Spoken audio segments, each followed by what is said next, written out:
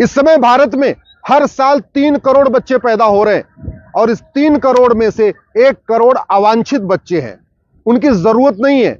अवांछित का मतलब वो चौथे, पांचवें, छठवें, सातवें, आठवें, नौवें, 10वें, 11वें, 12वें, 13वें, 14वें, 15वें, 16वें बच्चे हैं, 17वें, 18वें बच्चे हैं। 20 बच्चों तक मैं जानता हूं। कई ऐसे मैंने माता पिता को देखा, कई ऐसे पेरेंट्स देखा जिनके 20-20 बच्चे हैं। तो भारत में कुल 2 करोड़ बच्चे पैदा होना चाहिए, लेकिन हो रहे हैं हर साल 3 करोड़ से ज्यादा। 2023 में 3.25 करोड़ बच्चे पैदा हुए हैं, 2024 में भी 3.25 करोड़ से ज्यादा होंगे। और अगर आप भारत की समस्याओं की रूट काज देखिए तो 50% समस्याओं का मूल कारण जनसंख्या विस्फोट है। सरकार जब तक 2 करोड़ घर बनाती है तब तक 10 करोड़ बेघर पैदा हो जाते हैं, और ये जो 2 करोड़ घर बनता है ये टैक्स पेयर के पैसे से बनता है। सरकार जब तक 2 करोड़ स्वरोजगार दे पाती है, मुद्रा लोन दे पाती है, बाकी और व्यवस्था कर पाती है, तब तक 10 करोड़ बेरोजगार पैदा हो जाते हैं। और ये जो मुद्रा लोन दिया जा रहा है ना, ये टैक्स पेयर के पैसे से दिया जा रहा है। सरकार जितनी फ्री की स्कीम चला रही है ये कोई सफल नहीं हो पा रही है। क्यों? क्योंकि जब तक स्कीम लॉन्च होती है तब तक उसके 10 गुना जो है जनसंख्या बढ़ चुकी होती है। जल, जंगल, जमीन की समस्या का मूल कारण जनसंख्या विस्फोट है। रोटी, कपड़ा, मकान की समस्या का मूल कारण जनसंख्या विस्फोट है। एयर पोल्यूशन का मूल कारण जनसंख्या विस्फोट है। वाटर पोल्यूशन का मूल कारण जनसंख्या विस्फोट है।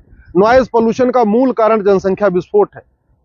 हॉस्पिटल में भीड़ लगी हुई है सरकारी अस्पतालों में, उसका मूल कारण जनसंख्या विस्फोट है। सड़क पे जाम है, मूल कारण जनसंख्या विस्फोट है।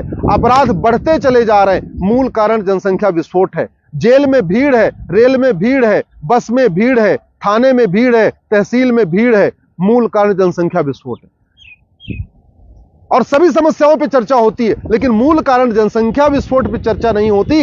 हम दो हमारे दो कानून पे चर्चा नहीं होती। चीन जिसकी जनसंख्या हमसे बराबर है, उसका क्षेत्रफल हमसे 3 गुना ज्यादा है।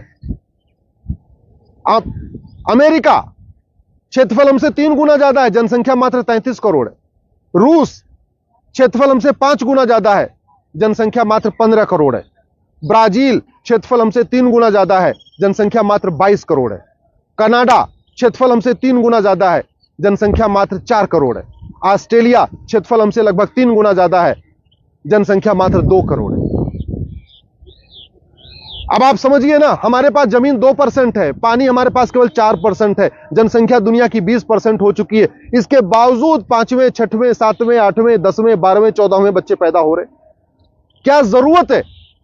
और सबसे बड़ी बात यह, जो आदमी टैक्स दे रहा है, जो जीएसटी दे रहा है, जो इनकम टैक्स दे रहा है, जो टीडीएस दे रहा है, जो वैट दे रहा है, वो हम दो हमारे दो फॉलो कर रहा है। और जिसको सब कुछ मुफ्त में मिल रहा है वो हम दो हमारे दो फॉलो नहीं कर रहा है। वो 12 कर रहा है, 14 कर रहा है, 16 कर रहा है, 18 कर रहा है, 20 कर रहा है। गरीबी लगातार बढ़ रही है। जब भारत की जनसंख्या 40 करोड़ थी उस समय केवल 4 करोड़ गरीब थे। 40 करोड़ भारत की जनसंख्या थी, गरीब थे 4 करोड़, यानी 10% गरीब थे, 90% लोग गरीबी रेखा से ऊपर थे। आज भारत की जनसंख्या 145 करोड़ है तो 81 करोड़ लोगों को मुफ्त में राशन देना पड़ रहा है, यानी 81 करोड़ लोग गरीबी रेखा से नीचे हैं। यानी इस समय 65% लोग गरीबी रेखा से नीचे हैं। पहले 90% गरीबी रेखा से ऊपर थे, 10% गरीबी रेखा से नीचे थे। आज की डेट में 65% गरीबी रेखा से नीचे है, केवल 35% ही गरीबी रेखा से ऊपर है। तो गरीबी बढ़ रही है, मूल कारण है जनसंख्या विस्फोट। अराजकता बढ़ रही है, मूल कारण है जनसंख्या विस्फोट। मजहबी उन्माद बढ़ रहा है, मूल कारण है जनसंख्या विस्फोट। जब गरीबी बढ़ती है तो लोग अच्छी तरीके से उसको शिक्षा नहीं दे पाते, अच्छी उसकी चिकित्सा नहीं दे पाते, अच्छा उसको संस्कार नहीं दे पाते। वो कभी इधर पढ़ता है, कभी उधर पढ़ता है, और कोई काम धंधा नहीं होता, कभी इधर पार्क में घूमता, कभी इधर घूमता है, तो अपराध करता है। एक एक कमरे में अगर 12-12 लोग रहेंगे, माता पिता के साथ 12 बच्चे रहेंगे, तो उनको न कहां से उनको संस्कार मिलेगा, कहां से उनको अच्छी शिक्षा मिलेगी, कहां से उनको अच्छी चिकित्सा मिलेगी, कहां से उनको रोजगार मिल पाएगा। लेकिन इस पे कोई चर्चा नहीं करना चाहता, क्योंकि नेताओं के लिए बहुत अच्छा है। जितना ज्यादा गरीबी होगी ना, पॉलिटिक्स करना उतना आसान होता है। लोग पढ़ लिख लेंगे, समझदार हो जाएंगे, स्वावलंबी हो जाएंगे, तो ये 5 किलो चावल पे और 5 किलो आटे पे कोई वोट नहीं करेगा। जब जनसंख्या नियंत्रण हो जाएगा, सब समृद्ध हो जाएंगे, सब सक्षम हो जाएंगे, सब पढ़े लिखे हो जाएंगे, तो कोई 1 किलो लड्डू पे वोट नहीं देगा, कोई एक शराब की बोतल पे वोटिंग नहीं करेगा। अभी ये सब क्यों हो रहा है? क्योंकि गरीबी है, और गरीबी का मूल कारण क्या है? जनसंख्या विस्फोट। मैं आप लोगों से निवेदन करता हूं, अगर आप टैक्स देते हैं तो ये मान के चलिए आपका टैक्स का पैसा बर्बाद हो रहा है, आपके टैक्स के पैसे से बर्बादी हो रही है। अगर एक कानून बन जाए, हम दो हमारे दो सबके दो, तो आपके टैक्स के पैसा भी जो है ठीक से यूटिलाइज हो पाएगा। और जिस तरीके से अराजकता बढ़ रही है, नफरत बढ़ रही है, जिस तरीके से डेमोग्राफी बदल रही है, यह बहुत चिंता की बात है। 9 राज्यों में भारत को मानने वाले खत्म हो चुके हैं। 200 जिलों में जो वसुधैव कुटुंबकम को मानते हैं, नारी तू नारायणी को मानते हैं, सर्वमंगल मांगल्य को मानते हैं, भारत की संस्कृति को मानते हैं, भारत को त्योहार को मानते हैं, भारत की परंपरा को मानते हैं, वो 9 राज्यों से भी खत्म हो चुके हैं, 200 जिलों से भी खत्म हो चुके हैं। जो लोग भारत की संस्कृति, आचार विचार को मानते हैं, भगवान रामकृष्ण को मानते हैं, भगवान शंकर को मानते हैं, भगवान विष्णु को मानते हैं, हनुमान जी को मानते हैं, देवी जी को मानते हैं, वो 900 तहसीलों से खत्म हो चुके हैं। डेमोग्राफी इतनी तेजी के साथ बदल रही है, 75 साल में देखते देखते 9 राज्यों में खत्म, 200 जिलों में खत्म, 900 तहसीलों में खत्म। बॉर्डर की जो 300 तहसीलें हैं उससे बिल्कुल खत्म।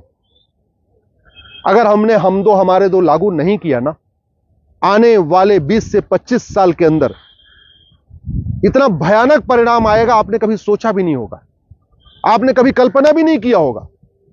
और यह गलती हमेशा होती है। गुजराल साहब ने भी कभी नहीं सोचा होगा उनको पाकिस्तान छोड़ के भागना पड़ेगा, आडवाणी जी ने भी नहीं कभी सोचा होगा उनको पाकिस्तान छोड़ के भागना होगा, जेठमलानी जी भी कभी नहीं सोचा होगा पाकिस्तान छोड़ के भागना होगा।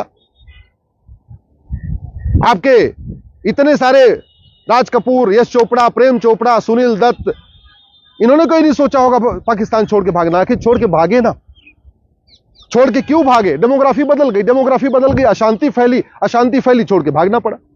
आज भी ऐसे ही हो रहा है।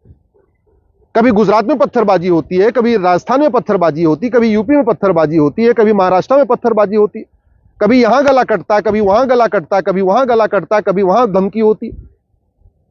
ना अराजकता खत्म हो रही है, ना अवैध निर्माण खत्म हो रहा है, ना धर्मांतरण रुक रहा है, जनसंख्या विस्फोट रुक रहा है। क्यों? क्योंकि हम समस्याओं पे चर्चा कर रहे हैं, लेकिन कठोर कानून की डिमांड नहीं कर रहे। और ये पार्टियों ने जो आपको जाति की अफीम खिला दिया, भाषा की अफीम खिला दिया, क्षेत्र की अफीम खिला दिया, आप वो अफीम खा के बैठे हुए। पार्टियों ने आपको लोहियावाद की अफीम खिला दिया है, समाजवाद की अफीम खिला दिया है, गांधीवाद की अफीम खिला दिया है, नेहरूवाद की अफीम खिला दिया है, साम्यवाद की अफीम खिला दिया, आप खा के बैठे हुए। आपको समझ में नहीं आ रहा है कि समस्या का मूल कारण क्या, अस्थायी समाधान क्या? अस्थायी समाधान है कठोर जनसंख्या नियंत्रण कानून। और जनसंख्या नियंत्रण कानून लॉलीपॉप देने वाला नहीं कि नहीं हम दो हमारे दो मान लो तो आपको जो है 50,000 रुपए मिलेंगे, इससे कोई जरूरत नहीं। कोई हम दो हमारे दो करके कोई एहसान नहीं कर रहा है। जनसंख्या नियंत्रण कानून ऐसा होना चाहिए कि जो हम दो हमारे दो ना माने, उसकी सिटीजनशिप खत्म हो। वोटिंग राइट खत्म करने से कोई फायदा नहीं है, सिटीजनशिप खत्म होनी चाहिए। इसलिए हमें एक नया कानून बनाने की जरूरत है कि सिटीजनशिप खत्म हो और 20 से 50 साल की सजा हो दोनों को, माता को भी पिता को भी, क्योंकि बच्चा पैदा करने में दोनों का योगदान होता है, दोनों की भूमिका होती है। इसलिए पेरेंट्स को, माता पिता को 20 साल के लिए आप जेल में डालने के लिए कानून बनाइए। मैं गारंटी के साथ कहता हूं कोई कानून तोड़ने की हिम्मत नहीं करेगा। और जनसंख्या नियंत्रण कानून का फायदा देखना है तो आप चीन को देख लीजिए। हमसे 2 साल के बाद आजाद हुआ था, चीन ने जनसंख्या नियंत्रण कानून बनाया, विश्व महाशक्ति बन गई। चीन ने जनसंख्या नियंत्रण कानून बनाया, आज वहां शांति है, समृद्धि है, खुशहाली है, ना अराजकता है, न सरतन से जुदा है, न वहां अवैध निर्माण है, कुछ नहीं होता, सब शांति से रह रहे हैं आराम से। हमने वो गलती किया है, आज नतीजा ये हो गया। 9 राज्यों में डेमोग्राफी बदल गई, 200 जिलों की डेमोग्राफी बदल गई, 900 तहसीलों की डेमोग्राफी बदल गई। कभी यहां सरतन से जुदा, कभी वहां सरतन से जुदा, कभी वहां पलायन, कभी यहां पलायन। तो अब मैं आपसे निवेदन करता हूं, दल गुलामी छोड़िए, कठोर जनसंख्या नियंत्रण कानून की मांग करिए।